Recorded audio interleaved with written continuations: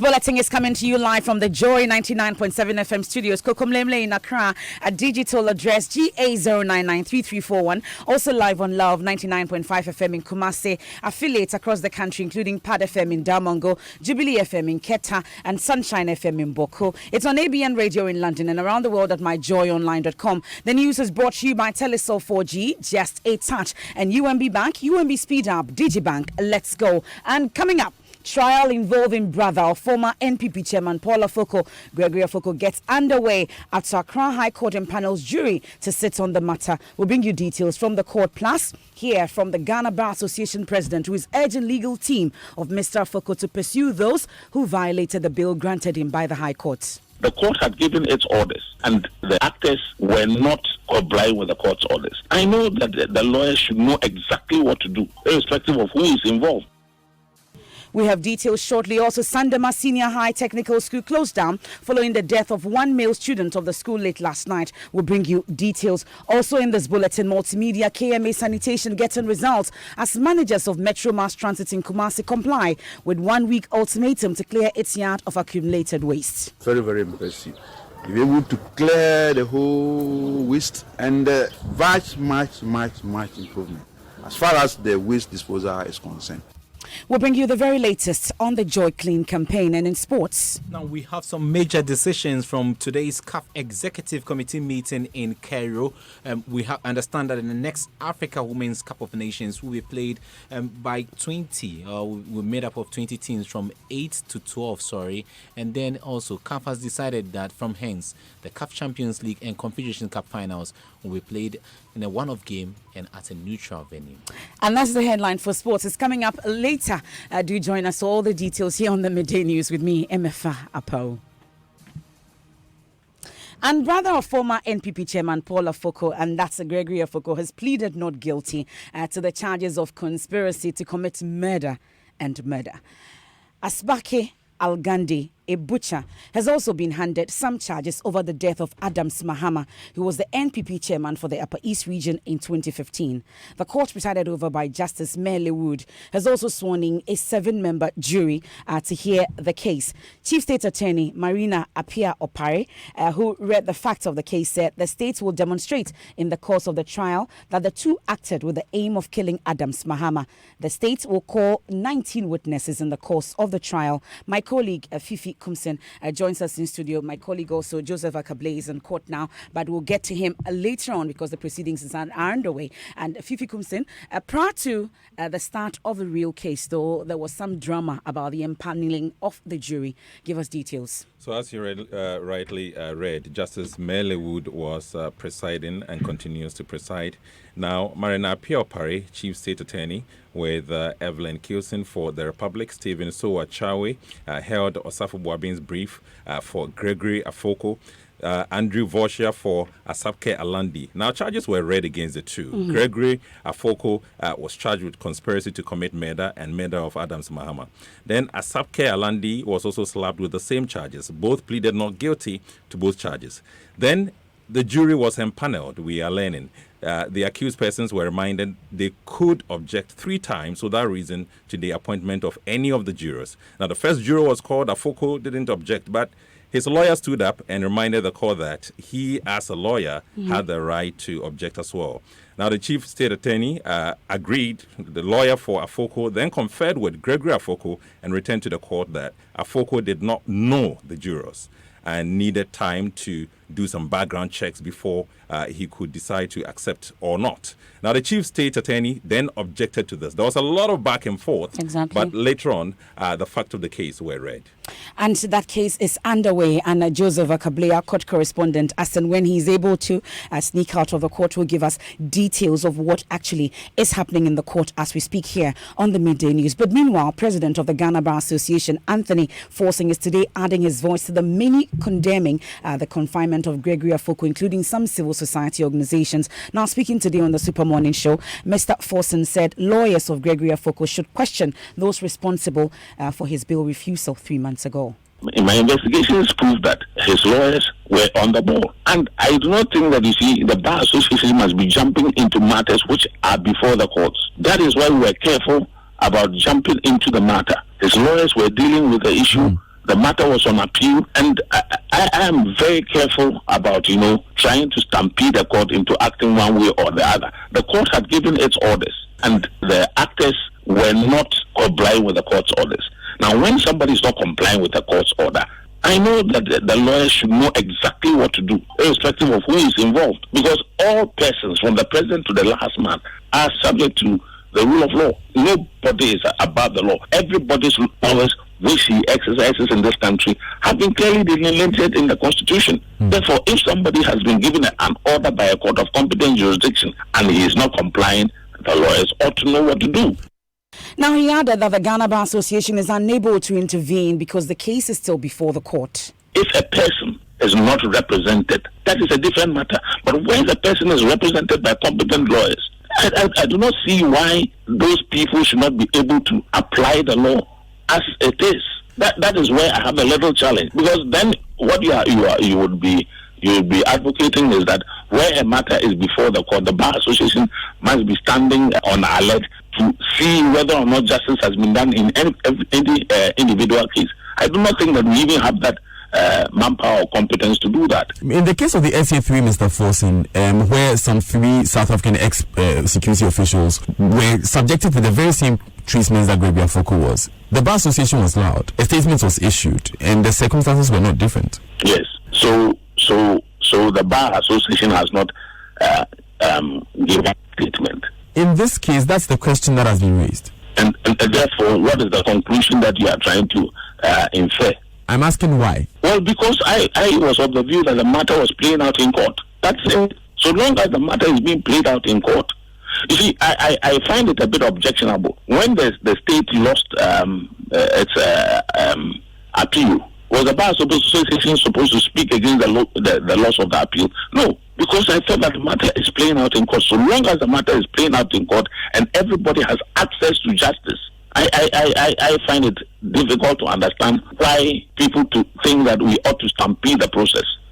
You have Anthony Forson as president of the Ghana Bar Association. Now, in a related development, the lawyers for Gregory Afoko have accused the police of maltreating their client whilst he remains in their custody. Now, speaking on the PM Express on the Joy News channel, spokesperson for the legal team, Nanaya Osei, says they are ready for the trial of Gregory Afoko despite the many outstanding applications. All the processes will go on. Okay. But in respect of this decision, so we'll look at our options.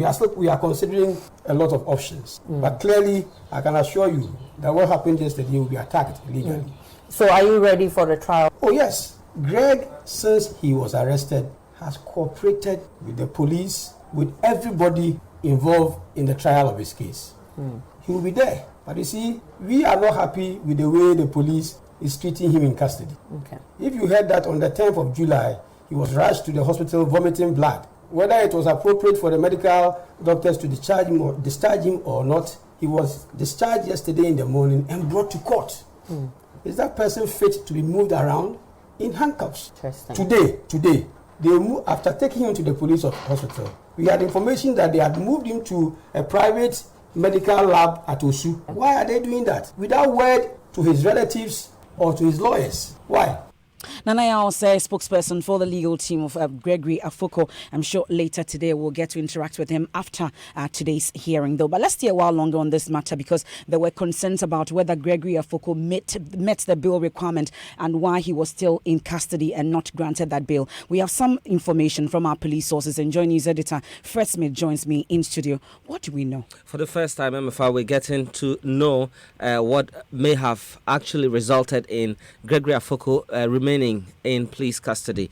We understand that he never met the bail conditions that was set. The Lands Commission requested them to present original land title certificates for the property they were using, but they were never able to. The CID, we understand, wrote to this person who standing surety.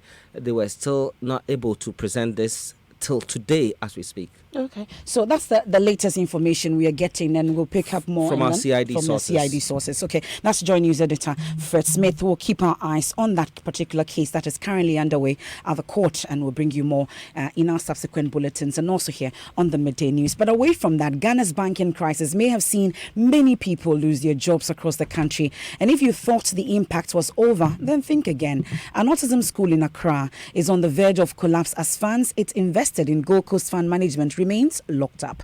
The ultra-modern school at Farfaha was established by a UK-based Ghanaian, Cornelia Boateng, who quit her job as a manager at the British National Health Insurance Scheme to build the facility. She has sold her home and invested the money to ensure there was constant supply of funds to run the school. But Madame Boateng says she may have to shut down the school as her attempts to retrieve her investment have been unsuccessful. Joy News editor Fifi Kumsing has more in the following report.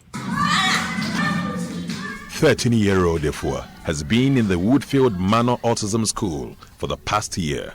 Guided by her instructor, she tries to string beads. She was brought here from an orphanage to be given skills to better communicate and relate to the world. But this opportunity may soon be over. So when we finished, we set aside the money from the sale of my home to put it in an investment so that the interest from the investment will be used to pay staff salaries, water, electricity. So we put it in GN investment. The first year, fine, and then since 10 months, since October. Of last year, 2018. 2018, October, nothing. The situation is affecting the day-to-day running of the school, Madame Boateng says. Because it's terrible. And if we close the school, we've, diminished every kind of hope for these children. And that is one thing on your mind now. Well, at the minute, we're on the verge of closure. At the minute, I can't go on borrowing money from people to pay staff salaries and water bill. We have a swimming pool here. You can see that it's a totally empty pool. We don't fill it with water anymore because our last bill was 2,000.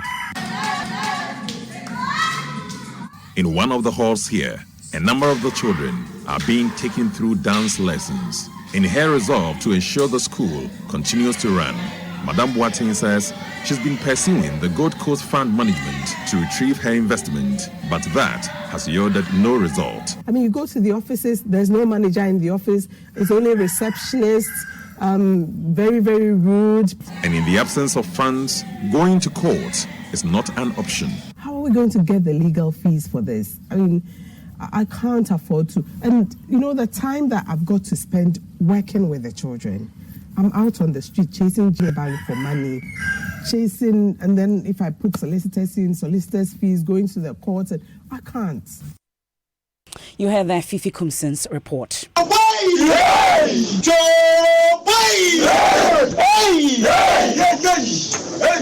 money. You heard that chants of aggrieved customers of defunct gold dealership Men's Gold, and they are asking government to suspend the criminal prosecution of CEO of Men's Gold, Nana Appiah Mensah, aka Nam1. And he was picked up at the Kotoka International Airport and has been charged with 2 counts of abetment to defraud by false pretense and 2 counts of abetment to carry out banking business without license. That's contrary to Section 6(1) of the Banks and Specialized Deposit Taking Institutions Act. At a news conference today, though, PRO of the aggrieved customers, Francis Forson, instead called on government to form a joint committee comprising Parliament's management of Men's Gold, the customers and government to help in the retrieval and payment of locked up funds. Our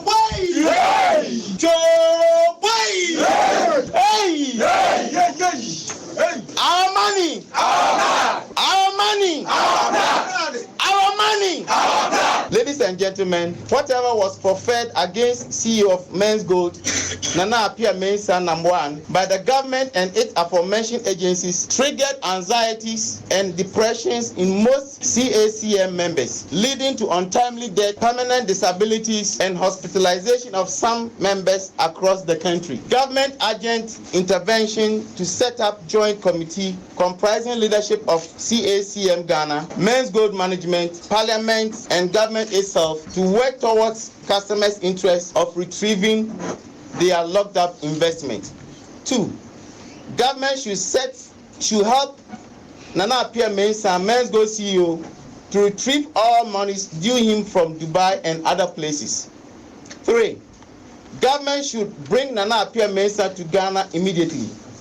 4, there should be joint account for all parties, that is CACM, Parliament, Men's Gold Management, and Ghana, and government. Members of the press, we CACM have no other interest in prosecuting and incarceration of number 1 except to retrieve our locked up investment. So you have there a spokesperson for the Men's Gold customers. My colleague Ernest Menu is at that news conference and joins us live on the line. So clarify for us though, Ernest, are they saying that they don't want that prosecution to go on, they just want their monies? What exactly are they looking for? Well, then the most important thing is for government to have their money because the customers. We'll get a better line to Ernest Menu, unfortunately, that terrible line. But he's been interacting with the 2012 independent candidate, Jacob Osei-Yeboah. He's consultant for the customers and he's accusing politicians and top government officials of being complicit in this case. Those behind all these so-called scams are politicians and especially MPP and DC political parties. And that is what is unfolding at this point in time. Do you have evidence to that effect? After you've gathered intelligence, you take your time before you release them one after the other. Definitely. I mean, we've heard from courts that he's been in Dubai, he's gone to courts and so on and so forth. Who came to tell us?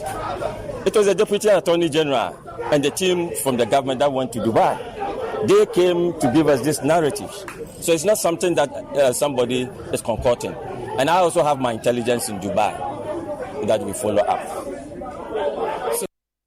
You are there, Jacob Osei-Yeboah, the 2012 independent candidate. Ernest Menu is back on the line with a better connection, hopefully. So, Ernest, you were telling us about what exactly they are looking for. Yes, for the customers, the funds are more important.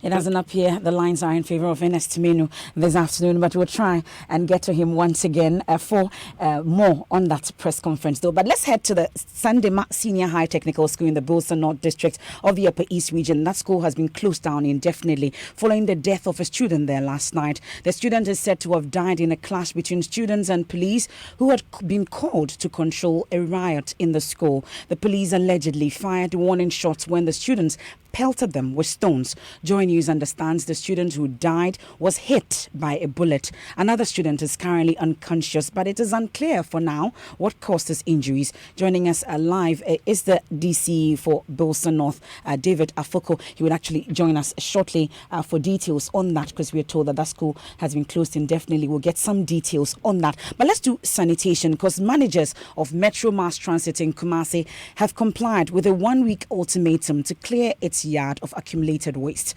The sanitation enforcement team, after its inspection tour yesterday, further asked the company to clear the yard of abandoned vehicles. The multimedia KMA sanitation enforcement team also inspected parts of Edum where human waste was found last week. Love FM's Erastus Asari Donko was with them and has filed this report. 1 week to update all the nuisance farms. That's why we go for freeze. Last week, the Metro Mass Transit Terminal in Kumasi was inundated with filth. The sanitation enforcement team gave it 1 week to clear the heaps of waste. Today, all that is gone. The leaking septic tank has been sealed off, and attempts are being made to further clear the yard of abandoned vehicles. Metro Director of Environment Isaac Basanyin was impressed. Very, very impressive. You're able to clear the whole waste, clear the whole site, and there's much improvement as far as the waste disposal is concerned. Now, what I've asked them to do, and I've seen a skip around, is that they shouldn't dump any waste here. They provided a skip there, so I'm expecting them to dump all their waste in the skip. However, going forward, I want them to at least level the site nicely and reorganize the buses, the disused buses. They can park all the disused buses at that site, and I think when they do that, the whole environment. At Edum, where piles of human waste were found, we saw that the traders have heeded to the 1 week abatement notice and had cleared the filth. After your visit here, we contracted laborers to clear the whole place, and our ladies here have also been sweeping every morning. We have also turned ourselves into a police force. We will not allow anybody to drop waste here again. If we catch you, we'll put it in your pocket.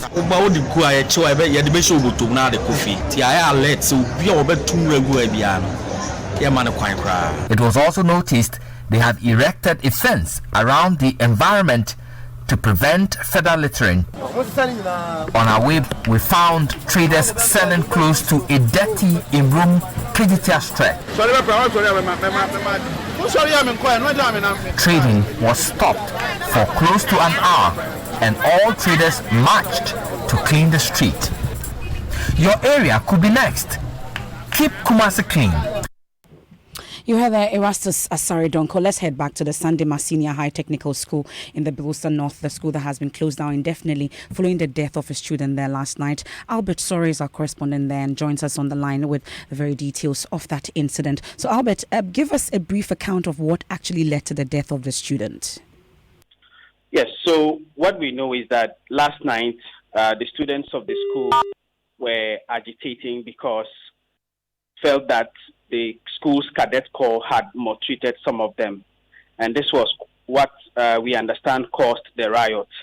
And so the school authority called in the police to come and control the students. It was in this process that the student died. And the information we have is that the police fired warning shots and this student may have been hit by a bullet. But this information we are yet to confirm from the DCE who had agreed to talk to us on the bulletin this afternoon. Well, so do we have any idea what the authorities of the school have been saying? We know that the school has been closed down indefinitely, but what have they been telling you? Yes, so what happened was that after the incident last night, most of the students actually left campus without permission. Some of them also left the school this morning. And so by the time RECSEC visited the school, more than half of the school, the students had left campus. And the rest of them who were there were not happy about what happened. And so after a meeting between the DCE and some police officials and then the school authority, they decided that it would be best to let the rest of the students go home. And so as we speak, most of the students have left. Some of them are actually on the road trying to get vehicles to go home. So we're told about a district council meeting, a DISEC meeting, I should say. Is it over? What have they been saying? Yes, so when I called the district chief executive, he was still in the meeting, and he said it was going to be over soon. In fact, he agreed that he will update us on what happened. And so the meeting should be over now. What we are waiting is to get him to tell us what they have decided and also to give us details of exactly what the briefing from the police has been as far as the story is concerned. That's our correspondent there, Albert Sorry, bringing us the latest from the Sandema Senior High Technical School. The midday news will take a quick break. When we return, to regulate legal education or not to regulate, we have details after that, and also head straight to court because that case involving Gregory Afoko and his brother and one other person has just ended. And our court correspondent, Joseph Akable, will join us with all the details. Do stay with us. My name is Kwame Sefakai, and most of you know me as a media personality, but I am also a family man. The UMB mobile banking app, UMB Speed App, saves me so much time by letting me do almost all of my banking transactions on my phone. The cardless withdrawal feature allows me to withdraw cash from any UMB ATM without an ATM card. I can also pay bills, transfer money, request for a loan, invest money, and so much more. So now, I can spend less time at the bank and more time with the ones I love. Bank anywhere and anytime with a UMB mobile banking app, UMB Speed App, and get the time to do what you love most. Download the UMB Speed App from your Android, iOS, or Windows phone today. Call 0302-633-988 for more information. UMB Speed App, Digibank, let's go!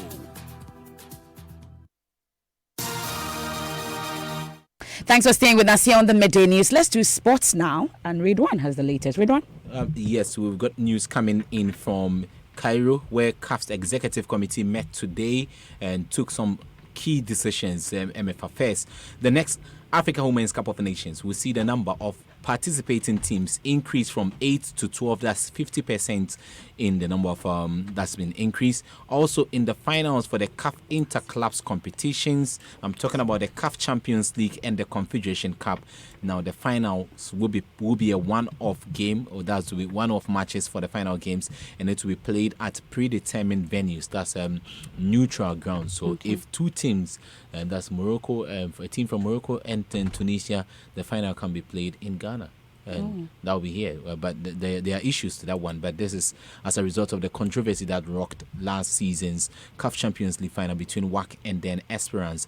Also at the meeting, FIFA President Gianni Infantino has defended the decision to assign General Secretary Fatima Samura as FIFA's delegate and general delegate for Africa. That's to supervise football governance on the continent. CAF's first vice president, Amaju Pinnick, who heads the Nigerian Football Federation, is convinced this is the best to help the continent's governing body.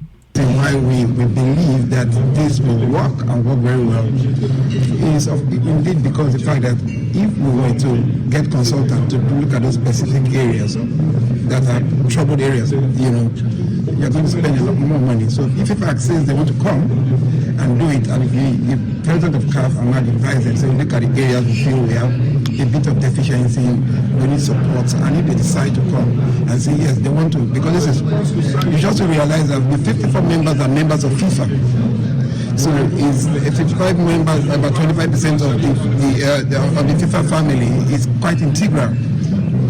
So if they determine to come, I believe it is something that is welcome. And Fatma coming, I don't think there's anybody that can truly and really oppose that. And that's the truth.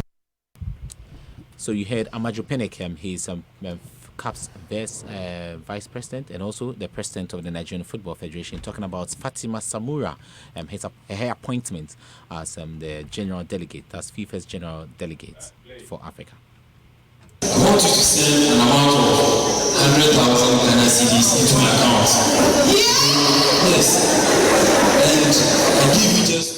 That's a character in a skit demanding ransom from the mother of a female teenager who was lured and subsequently kidnapped. The stage play put together by the Accra Region Police Command is to help raise awareness and educate girls in high schools about the issue. Speaking on the sidelines of a summer camp by the Forum of Heads of Girls Senior High Schools at Ebri in the Eastern Region, Public Relations Officer of the Accra Region Police, DSP Efia Tingit, stated the drama featuring personnel of the Ghana Police Service is to help properly disseminate practical security tips on how to prevent kidnapping. Some prevalence of particular crime, especially latter parts of last year and even this year.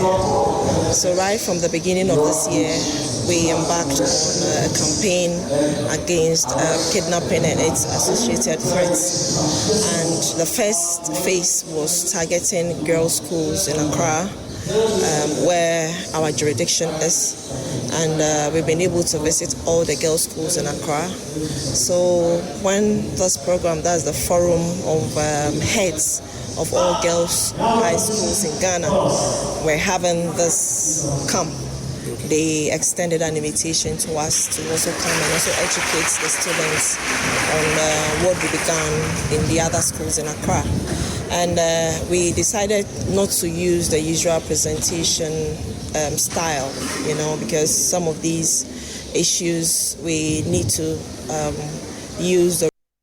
Efia Tingit is head of Greater Accra Region Police Public Affairs. Now, let's get back to our very first story before we wrap up the midday news, and that's the case involving Gregory Afoko at the Accra High Court. Has been fraught with a number of controversies and drama in court today. And Joseph Akable joins us live on the line now. That case has been adjourned to July 26. Joseph, there's been a lot of controversy and drama in court today. Give us the details. It relates to the impaneling of a 7-member jury to hear this particular case. And lawyers for Gregory Afoko had asked for more time to investigate the individuals who were supposed to form part of the 7-member jurors. They say that they didn't have enough time and they cannot on their feet know the background and be able to object to their inclusion. but that was opposed by the state prosecutors, and the court subsequently ruled in favor of the state that the law does not allow for background checks, but allows for objections to be raised. And so once that was dealt with, the 7-member jury was put in place, and the jurors were sworn in, and the plea taken with the trial commencing. And that's court correspondent Joseph Akable with all the details from court. And panelists at a roundtable discussion organized by the Center for Democratic Development have unanimously rejected amendments tabled by the government to regulate legal education in Ghana. And MAPS has what's trending on social media. Shatawale is still trending? He's still trending. Shatta Yonse. Hashtag Shatta Yonse is the hashtag. But at Father Sisi says, Lamore, the movement has broken Twitter. Hashtag Shatta Yonse. Hashtag Pa. And at Clearance D says, still Sarkodie is the biggest artist in Ghana, followed by Stoneboy. The rest can sleep. And hashtag Shatta Yonse. And the last one is from @Rudis_Miller, who says, your local champion is now global and making Ghana proud. Hashtag Shatawale GH, proud of you. Hashtag Shatta Yonse. And Fixed Lekman now is also is on the AM show and of course on the Super Morning show as well. There's more news when you log on to myjoyonline.com. I am MFA Pau. Thanks so much for your company.